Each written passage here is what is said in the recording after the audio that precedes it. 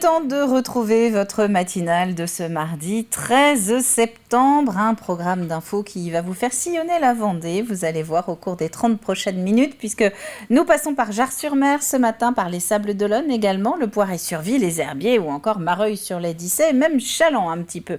Alors pourquoi est-ce qu'on voyage autant ce matin ? Eh bien c'est parce qu'il y a pas mal d'actualités à travers le département, notamment dans le journal.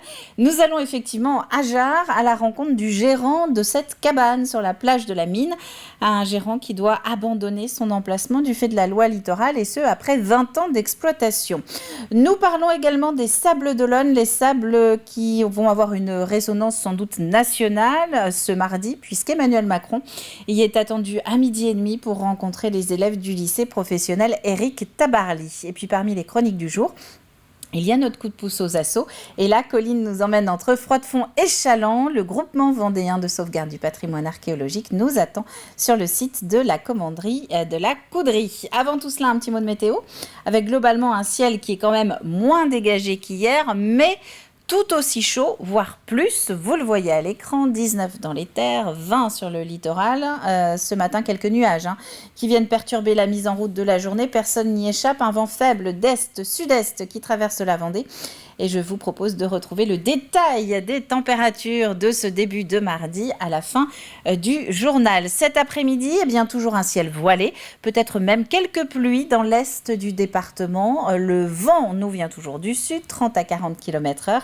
Et des températures qui grimpent à nouveau pour franchir la barre des 30 degrés dans toute la moitié est de la Vendée. Et nous sommes donc le 13 septembre. Voilà. Il y a même des records mensuels, je voyais tout à l'heure sur Internet, qui ont été battus hier pour un 12 septembre en Vendée. Côté marée, eh bien c'est le dernier jour de grande marée pour ce mois de septembre. C'était d'ailleurs ce week-end les plus forts coefficients de cette fin d'année 2022. Les prochaines de même ampleur seront fin janvier 2023 avec une mer qui sera donc à son point le plus haut en début de soirée. Les marchés à présent. On va demander la carte qui s'affiche à l'écran. Merci Antoine. Deuxième mardi du mois pour ce 13 septembre. Vous pouvez donc en profiter pour aller aujourd'hui du côté des Lucs sur Boulogne par exemple. Le rendez-vous c'est place du Sénéchal avec de l'alimentaire mais aussi un petit peu de prêt-à-porter. Pour l'éphéméride, eh bien, nous fêtons les Aimés aujourd'hui. Les Aimés mais aussi les Marcelins ainsi que les Farides. Le soleil se couchera ce soir à 20h21. On passe au journal.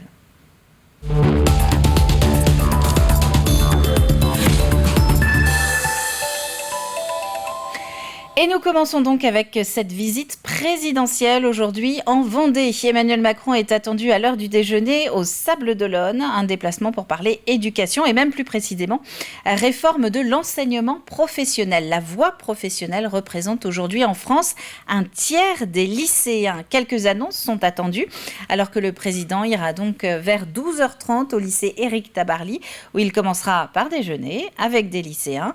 Il sera accompagné de Pape Ndiaye, le ministre de l'Éducation et de la Jeunesse, ainsi que de Carole Grandjean, qui est ministre déléguée chargée de l'enseignement et de la formation professionnelle.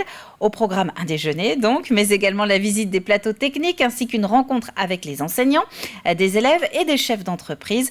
On sera sur place dans le journal de 12h30. Logement à présent, avec la fin de la première phase de réflexion sur l'avenir de l'habitat en Sud-Vendée littorale. Ce territoire regroupe 44 communes. C'est le plus grand d'ailleurs de Vendée.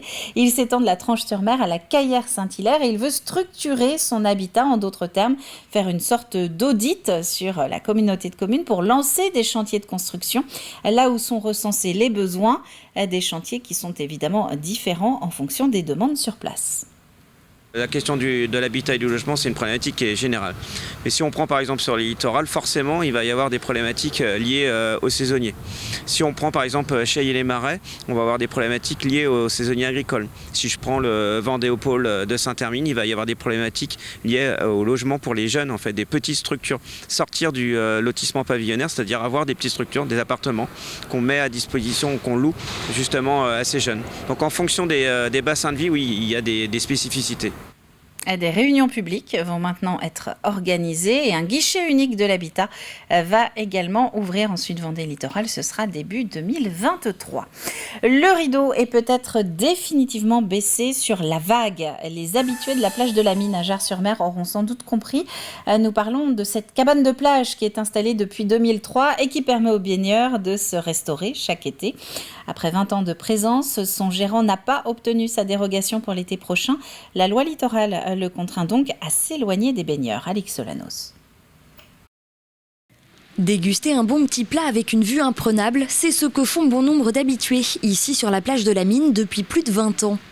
Emmanuel Rambaud remonte en effet la vague, sa cabane démontable à l'entrée de la plage chaque été depuis 2003. Il n'y a pas 40 tables, il n'y a pas 8 serveurs. Une cabane à taille humaine comme ça, où on se sent comme à la maison, c'est très très agréable. Je pense qu'elle fait partie de... Oui, que c'est une institution, je pense, oui. Mais une institution en péril. Pour se mettre en conformité avec la loi littorale, la cabane ne peut plus s'implanter sur la plage et doit être déplacée au-delà de la bande des 100 mètres prévue par cette même loi. Depuis 2020, M. Rambaud disposait à titre exceptionnel et dérogatoire d'une autorisation signée par le sous-préfet des Sables-d'Olonne. Dérogation qui a pris fin avec la saison estivale. Et là, on en est au point mort. Pour 2023, pour l'instant, il n'y a toujours pas de solution en vue. En plein été, cette année, avec la canicule, ça n'a pas été simple. Mais les gens étaient contents de trouver de quoi se restaurer, de quoi s'hydrater sur la zone, qui est excentrée du bourg à plus de 5 km. La ville de Jars-sur-Mer, qui n'est pas propriétaire de la plage, a fait plusieurs propositions de relocalisation, notamment au niveau du poste de secours un peu plus haut. Des propositions toutes retoquées par l'État. Et l'opération Grand Site de France, pour lequel concourt l'estuaire du Perret et donc la plage de la Mine, ne facilite pas les choses. Pourtant, Emmanuel Rambaud en est convaincu, sa cabane est un atout pour l'environnement. Il y a un endroit de la plage qui n'a pas reculé depuis 20 ans, c'est la zone d'implantation des cabanes. Tout simplement parce que les gens sont obligés de faire le tour 20 mètres sur la plage et que s'ils passaient au ras de la dune, le sable inévitablement partirait sur la plage. Pour la municipalité, il n'y a pas de doute, il faut maintenir un service de restauration, mais sous une autre forme. La porte n'est pas fermée, nous continuons nos rencontres. Je suis toujours en relation avec monsieur le sous-préfet et service de l'État. On va faire notre possible pour maintenir ce service. Comment? Je n'ai pas la solution aujourd'hui. En attendant, la cabane vit peut-être ses derniers instants. Après 20 ans d'activité, son gérant ne sait pas s'il pourra retravailler l'été prochain. Et si oui, à quel endroit ? Une pétition en ligne pour soutenir l'activité a déjà reçu près de 1000 signatures et une rencontre avec plusieurs députés vendéens est prévue le 23 septembre prochain. Et nous vous donnerons des nouvelles à l'issue de cette rencontre. Après avoir parlé biodiversité et mobilité, c'est le 3e temps fort de l'année. Objectif 0 déchet pour les habitants du Poiré-sur-Vie. Une opération qui va être lancée à la fin du mois, à partir du 26 septembre, et au cours de laquelle des composteurs domestiques vont être distribués, des ateliers organisés pour fabriquer ces produits d'entretien, par exemple, ainsi que des opérations commando pour nettoyer la nature, je note.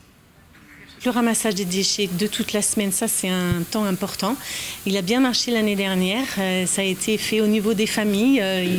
Ils partent donc avec les parents et puis ils vont ramasser. Et ils déposent ce qu'ils ramassent dans des conteneurs qu'on met à la mairie ou au centre social du Baignon-Bassé. Donc oui, ça marche bien. Et puis on a aussi des projections au cinéma à la Martelle sur des animés qui les interpellent sur ce sujet. Et les ateliers du samedi matin avec des associations de prévention d'environnement et de Trivalis également. Aux Achars, cette fois-ci, l'idée ce week-end était d'associer les savoir-faire locaux à la préservation de l'environnement et de mettre en valeur les artisans du territoire. C'était la 4e édition de la journée Nature, l'union de 2 précédents événements qui se passaient à la Chapelle Achard pour l'un et à la Motte Achard pour l'autre. La période Covid a aussi agi comme une sorte de déclic pour consommer moins mais mieux, et ce, grâce aux producteurs voisins.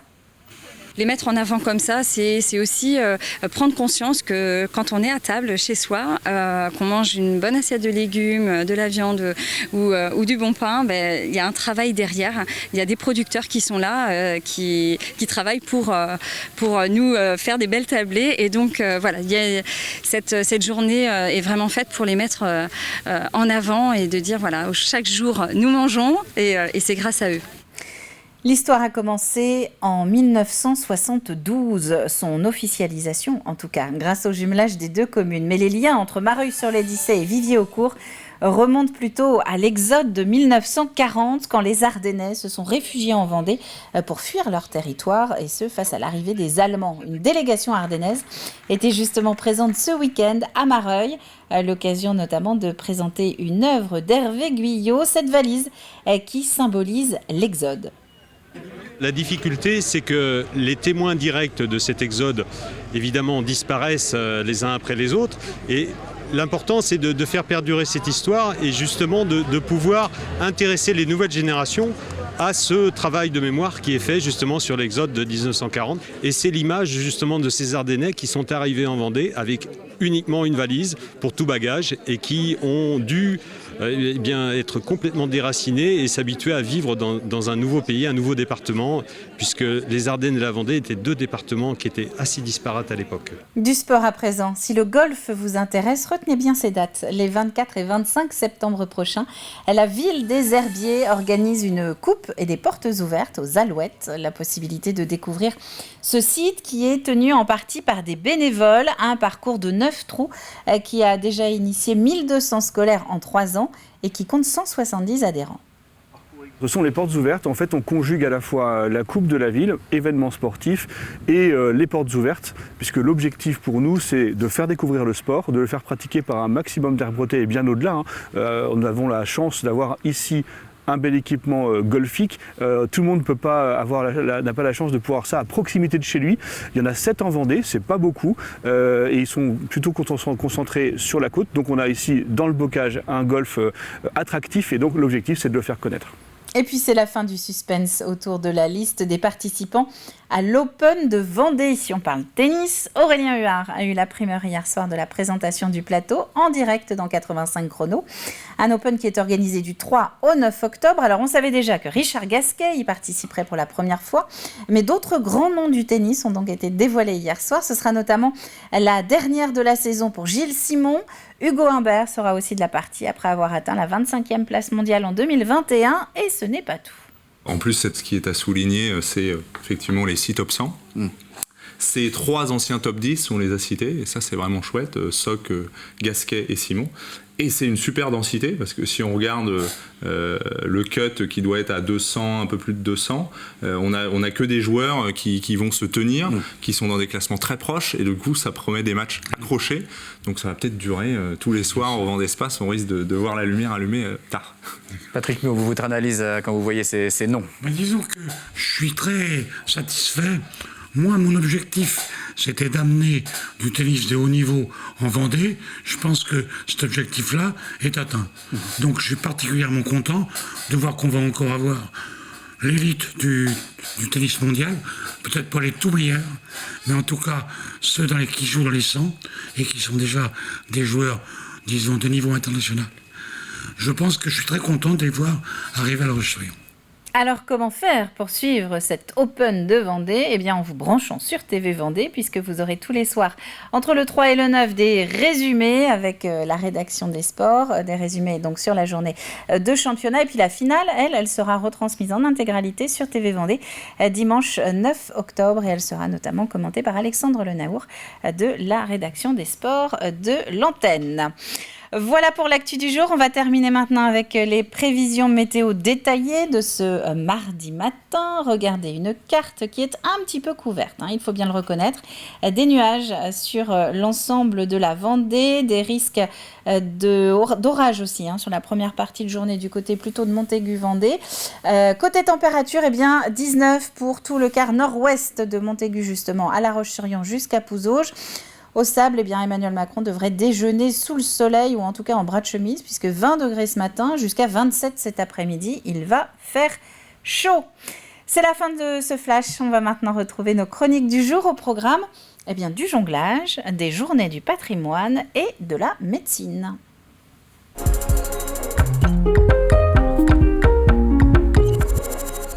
Et nous commençons effectivement avec la suite de la tranche info. C'est notre plus info du jour. Coup de projecteur en 3 minutes aujourd'hui sur le logement des internes. C'est une des réponses apportées par les communes vendéennes pour essayer de recruter un petit peu des médecins, de les fidéliser aussi. Aujourd'hui, un Vendéen sur 10 n'a pas de généraliste référent.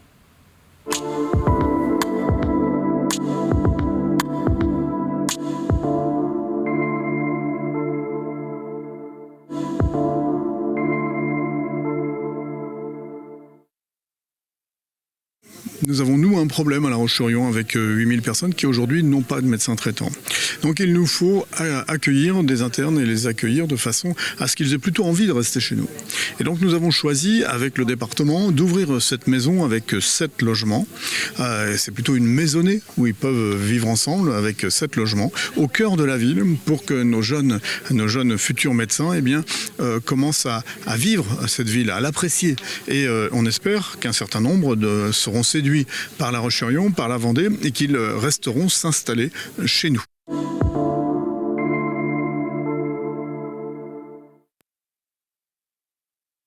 Alors il est encore un peu tôt pour faire un premier bilan sur ce dispositif. Ce qui est sûr, c'est que ce dispositif, il est salué par les organisations médicales vendéennes, mais aussi par les organisations médicales nationales.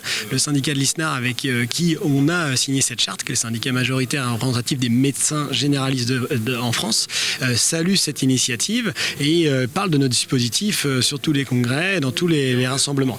Donc on a ici, on a La Roche-sur-Yon, c'est la cinquième ville qui a signé cette charte.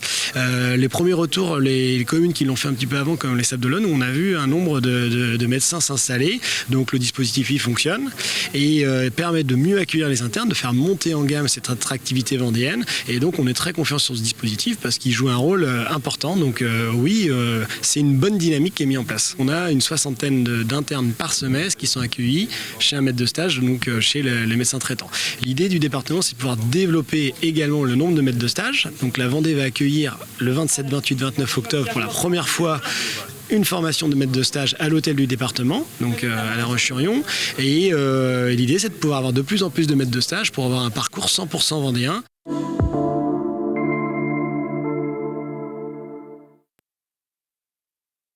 Il reste hautement affiché. On continue à rencontrer communauté de communes par communauté de communes pour essayer d'aller de l'avant.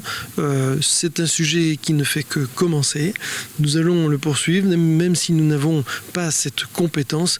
Nous allons nous préoccuper, comme nous avons l'habitude de le faire, des Vendéens et de leur santé. Nous sommes en discussion par exemple avec Chaland, nous sommes en discussion avec Esnay, nous avons d'autres communes sur lesquelles nous sommes en train d'approcher. Oui, il y aura d'autres projets d'ici la fin de l'année de ce même type.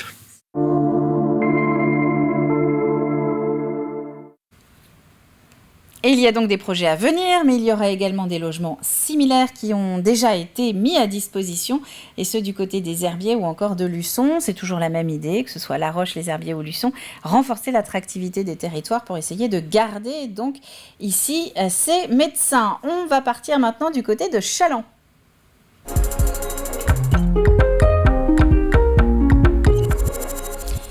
Alors, plus précisément, entre Chaland et Froidefond, puisque nous allons retrouver Colline Davy à la commanderie de la Couderie pour son coup de pouce aux assauts du jour. Sur place, on retrouve le groupement vendéen de sauvegarde du patrimoine archéologique qui se prépare à vous accueillir pour les journées du patrimoine. Regardez. Bonjour à tous, aujourd'hui je suis à la commanderie de la Couderie et je suis en compagnie de Gérard Beneteau qui représente l'association. Et alors, qu'est-ce que c'est que ce groupement? Alors, ce groupement, c'est d'abord avant tout une association de la loi 1901. C'est également aussi surtout un laboratoire de recherche en archéologie, principalement en anthropologie sociale, en préhistoire et en archéologie médiévale. Nous travaillons sur l'archéologie du site.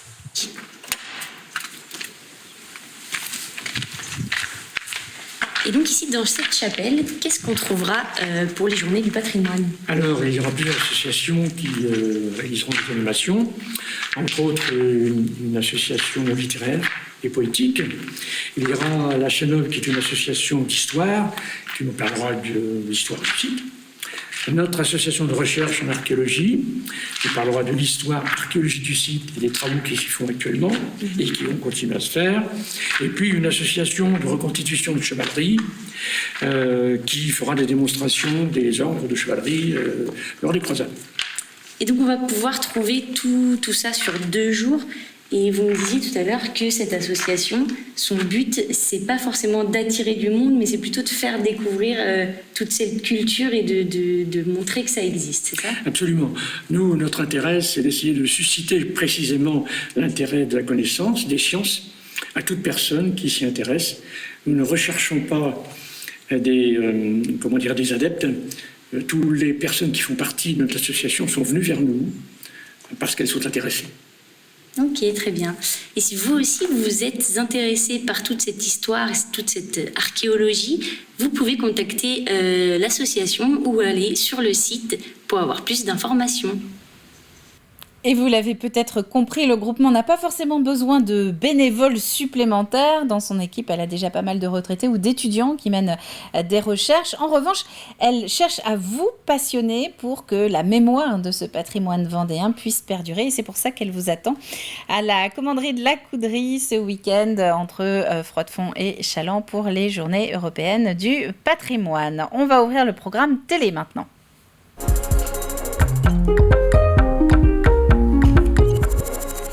Avec David Auvinet qui se met au jonglage cette semaine dans Backstage. Et d'ailleurs, si vous êtes attentif à l'antenne de TV Vendée, il y a une petite pub qui tourne aujourd'hui où on le voit. Et oui, David sait jongler. Il reçoit le circassien ukrainien Alexandre Koblikov pour parler de Palianitsia. C'est le spectacle de la compagnie Zalataï.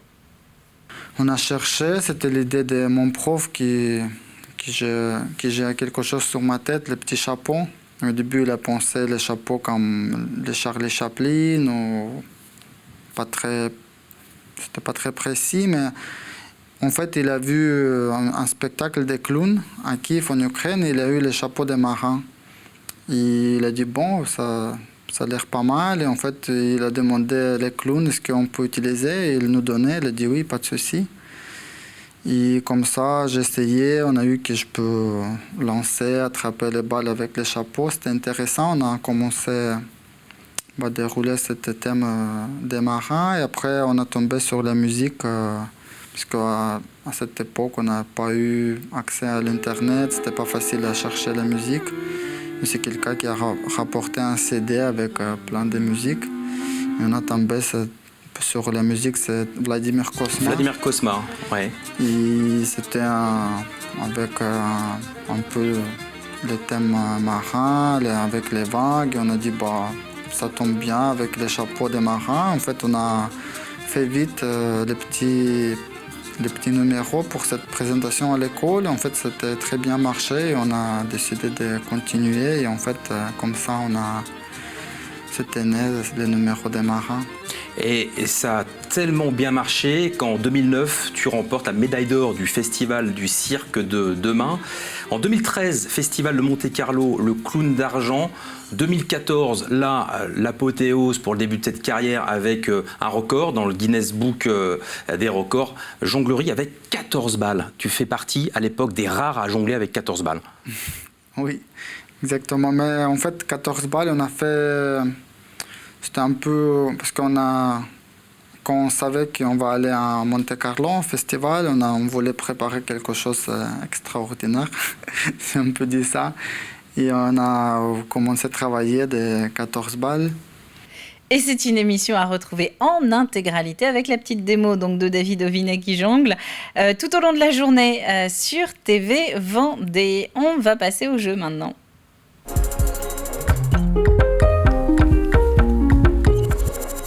Avec une question culture cette semaine. Quelle est la particularité oratoire du premier seul en scène d'Angie de Grolard ? Quelle est la particularité oratoire du premier seul en scène de cette comique vendéenne et même lyonnaise plus précisément ? On en a parlé la semaine dernière dans les JT. Elle s'apprête à monter seule sur scène avec un nouveau spectacle. Indice du jour, Pierre Rep en a fait sa spécialité. À vous de deviner quelle est cette spécialité qu'Angie a récupérée pour son spectacle. À la clé, c'est le Centre minier de Fémoro qui est donc notre partenaire cette semaine. Et 2 gagnants parmi vous, donc 2 téléspectateurs tirés au sort parmi les bonnes réponses envoyées sur tvvendée.fr avant vendredi midi. Ils repartiront chacun avec 2 entrées pour le Centre minier de Fémoro, qui est donc à Fémoro, vous avez bien suivi. Avant de refermer cette page d'actu, un petit mot sur demain à 8h15 sur TV Vendée dans la matinale. Eh bien, nous retrouverons Jean-Guy Chenu. On parlera de famille rurale de Vendée puisque eh bien, il y a un nouveau président, c'est Jean-Guy. Il viendra nous présenter un petit peu les nouvelles orientations de la fédération. Ça, ce sera demain à 8h15 en direct sur TV Vendée. D'ici là, eh bien, je vous souhaite à tous une très bonne journée, très bon mardi. On se retrouve demain dès 7h en direct pour une nouvelle tranche d'actu 100% Vendée. Alors, à demain!